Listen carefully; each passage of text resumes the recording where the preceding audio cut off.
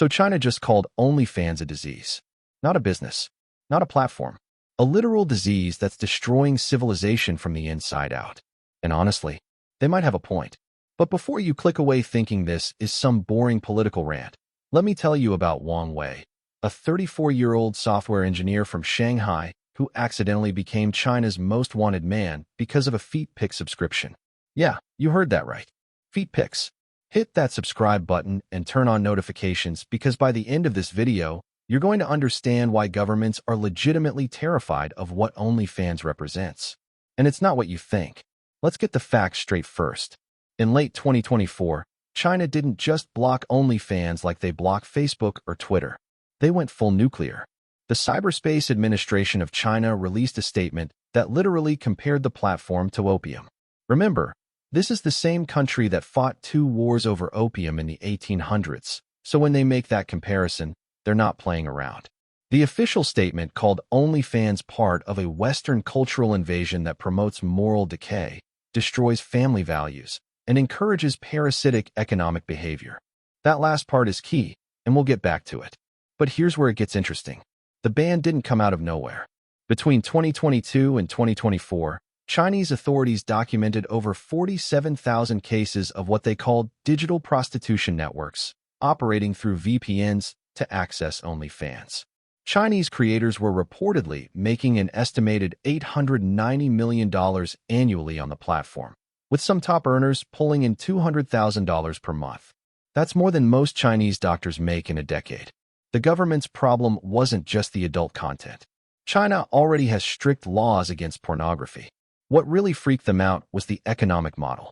They saw young people, particularly women, abandoning traditional careers to make content from their bedrooms. University graduates turning down engineering jobs to do cosplay shoots. Teachers quitting to do ASMR videos. The system was breaking down. Now, back to Wang Wei, our software engineer. This guy wasn't creating content. He was just a subscriber, a paying customer. He had a completely legal VPN, the kind that international businesses in China use all the time. He subscribed to exactly 3 creators. 2 were fitness instructors posting workout content. The third, a foot model from California. Here's where it gets absolutely insane. In March 2024, Chinese police arrested an OnlyFans creator in Guangzhou who had been operating secretly for 2 years. During the investigation, they seized her laptop and got access to her entire subscriber list. Over 3,000 Chinese nationals. The authorities cross-referenced payment data, VPN usage, and bank transfers. Wang Wei's name popped up. At 6 a.m. on a Tuesday morning, 8 police officers showed up at his apartment. His neighbors watched as he was let out in handcuffs. His crime? Spending approximately $147 over 6 months on what the police report described as foreign digital obscenity services. The kicker? The foot content wasn't even explicit. It was literally pictures of feet in different shoes. Sneakers, heels, sandals, completely clothed feet. Wang Wei lost his job. His story went viral on Chinese social media before it was scrubbed. His family disowned him. All over $147 and some feet pics. That's the level of enforcement we're talking about here. But the government wasn't done. They launched what they called Operation Clean Web 2024. Over 15,000 people were questioned about OnlyFans usage. 847 were formally charged. The penalties range from hefty fines to actual prison time. We're not talking about slaps on the wrist. People got up to 3 years in prison for being OnlyFans subscribers. Now you're probably thinking, okay, but this is just China being China, right? Authoritarian government does authoritarian things. And you'd be partially correct. But let's dig deeper because there's something genuinely fascinating happening here that goes beyond censorship. China isn't alone in panicking about OnlyFans. In the past 2 years, we've seen serious regulatory discussions in the UK, Australia, and even parts of the United States. The Philippines tried to ban it. India blocked access for a few weeks before quietly reversing course. Multiple countries in the Middle East have permanently blocked the platform. The concern isn't just about adult content. Governments already know how to regulate traditional adult entertainment. Strip clubs have zoning laws. Adult film production has regulations. Escort services operate in legal gray zones in many places. The system, corrupt as it might be, is understood. OnlyFans broke that system completely. For the first time in human history, anyone with a smartphone could build a direct-to-consumer adult entertainment business from their bedroom. No studio, no agent, no middleman, just creator and subscriber. The traditional gatekeepers, the people who controlled access, distribution, and profit, got cut out entirely. China looked at this and saw chaos. They saw young people opting out of the traditional economy. They saw money flowing out of the country to foreign platforms. They saw family structures changing as partners discovered their significant others had secret OnlyFans accounts. They saw the potential for exploitation, blackmail, and social instability. And here's the uncomfortable truth. Some of their concerns are valid. Let's talk numbers because the economics of OnlyFans are absolutely bonkers. The platform has over 220 million registered users worldwide, over 3 million content creators.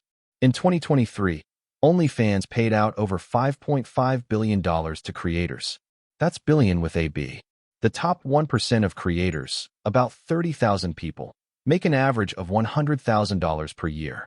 The top 0.1%? They're pulling in over $1 million annually. But here's what nobody talks about. The bottom 50% of creators make less than $145 per month. Less than $50. The median creator on OnlyFans makes about $180 monthly. That's not a career. That's lunch money. The platform operates on what economists call a power law distribution. A tiny percentage of creators make obscene amounts of money, and everyone else fights over scraps. It's like YouTube or Twitch, but with one crucial difference. The barrier to entry seems so much lower. Anyone can create an account. Anyone can post content.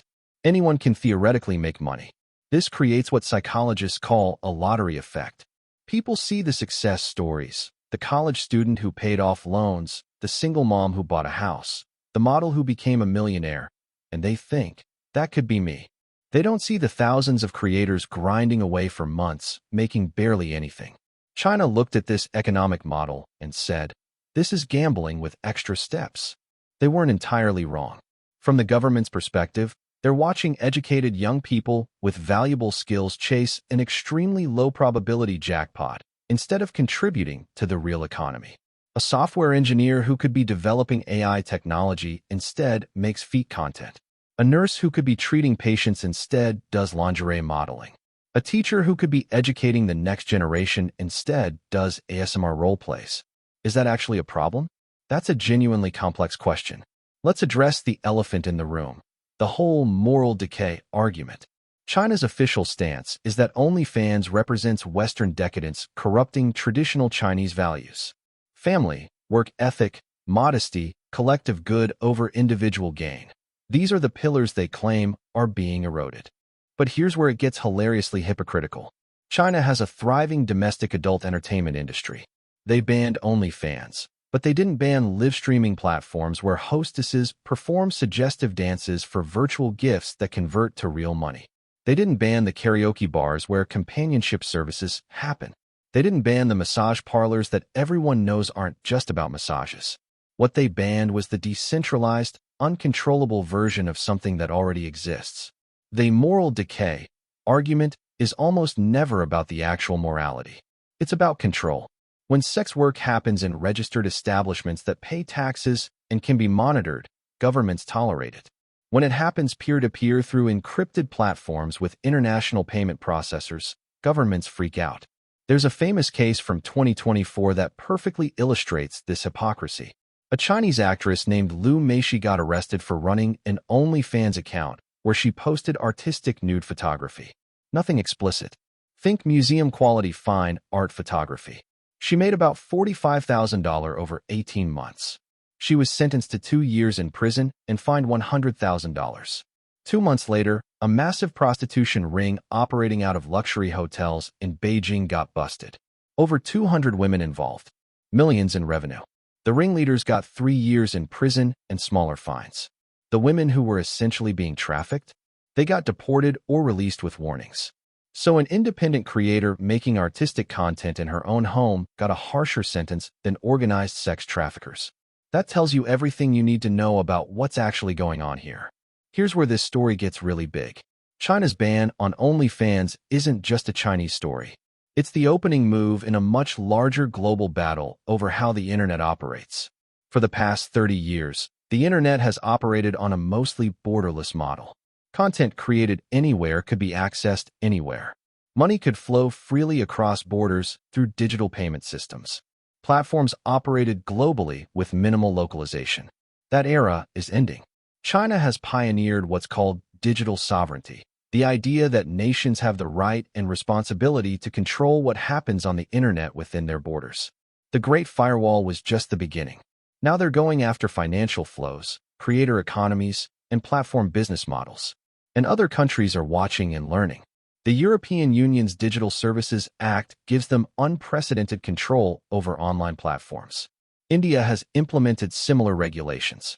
Brazil is considering even stricter rules. Even the United States is debating various forms of internet regulation that would have been unthinkable a decade ago. OnlyFans is becoming a test case. If governments can successfully ban or regulate OnlyFans, what's next? Patreon, Substack, YouTube?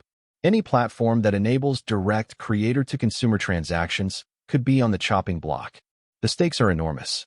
We're talking about potentially billions of dollars in economic activity and the livelihoods of millions of creators worldwide. Not just adult content creators, all creators.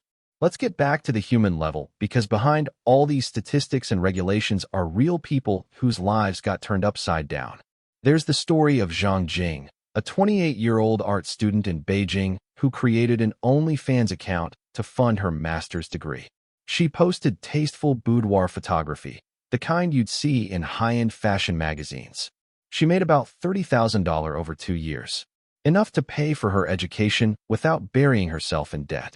When the ban came down and the investigation started, Zhang Jing panicked.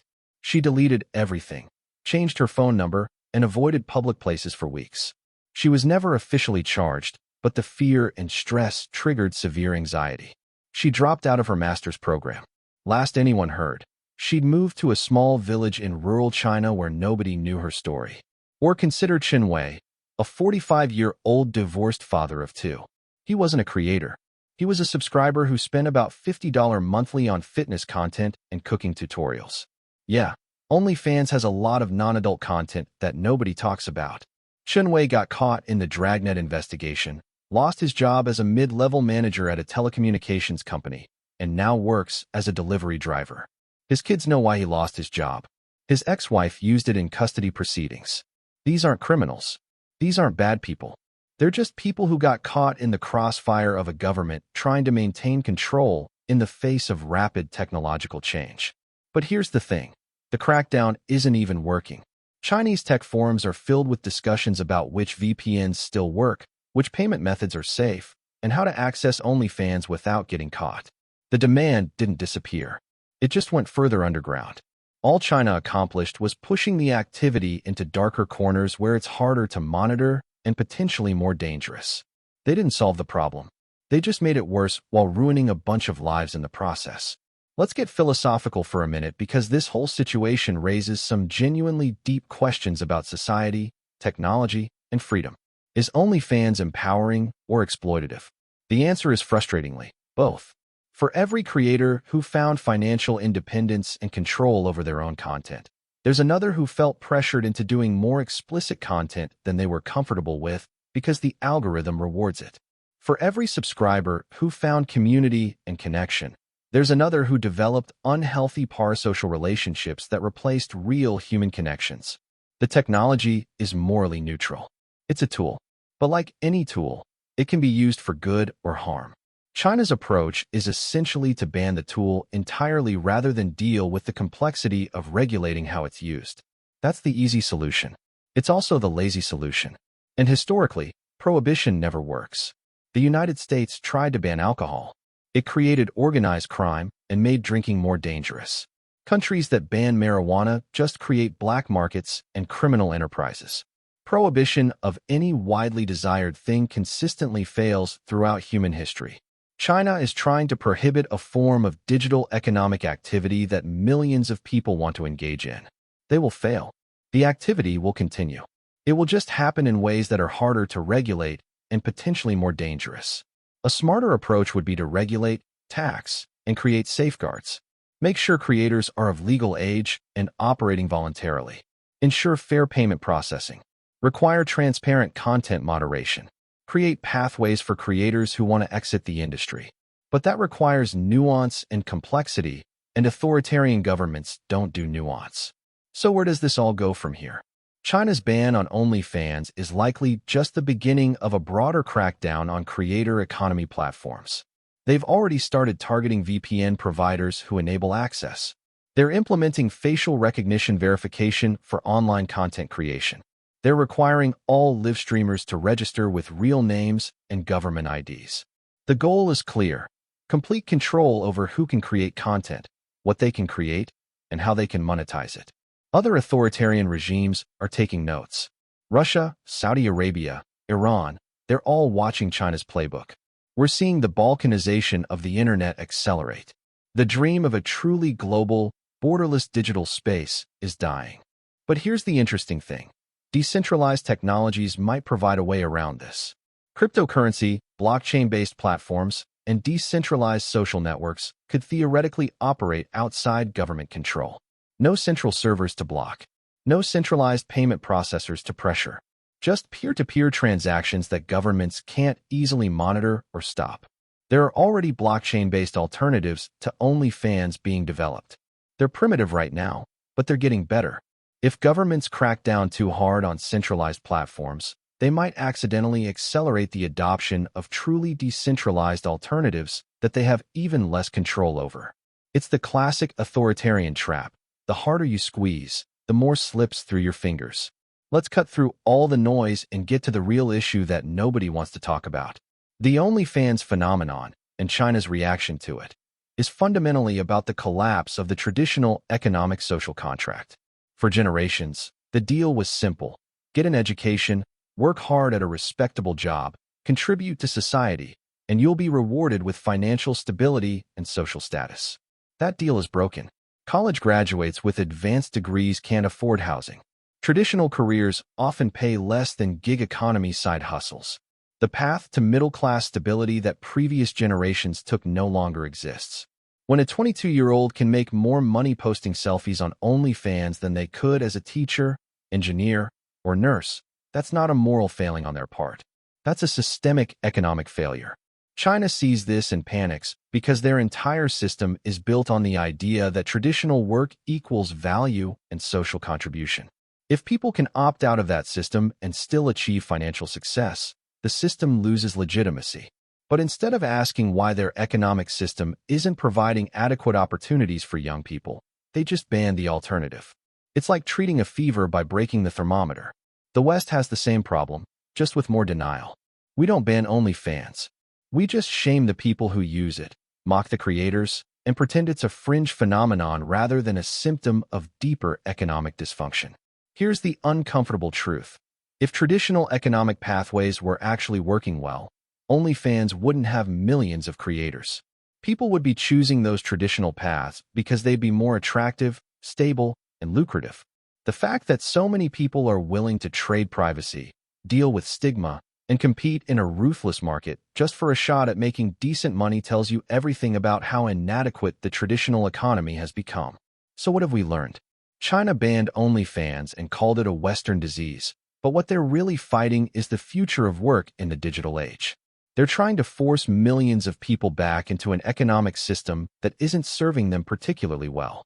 And they're doing it through fear, arrests, and social shaming rather than addressing the underlying economic conditions that made platforms like OnlyFans attractive in the first place.